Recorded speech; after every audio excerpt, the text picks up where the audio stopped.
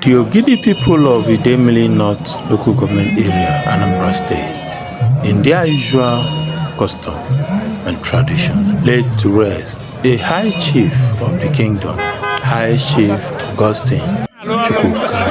UGOCHIMALUEZE Ogidi was laid to rest in his country home, Odida Ogidi. It was a gathering of family members, friends, and well-wishers, both from Anambra State and the High Chiefs, Nzenozo, Umuokpu, Umuada, Umunna, and various groups who came from Anambra State and beyond to pay their last respect to the chairman of Ostrako Group of Companies, makers of Christian water, Christian bread, and owners of Ostrako hotels.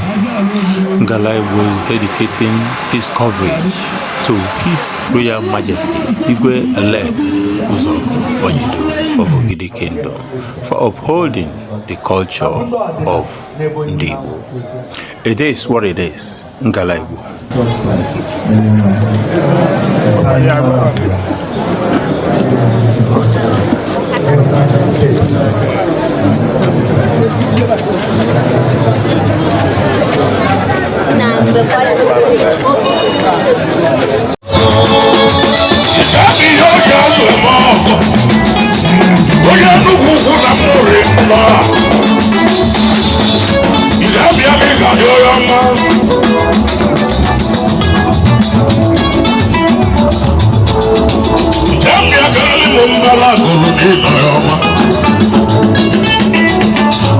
When it's supposed to love,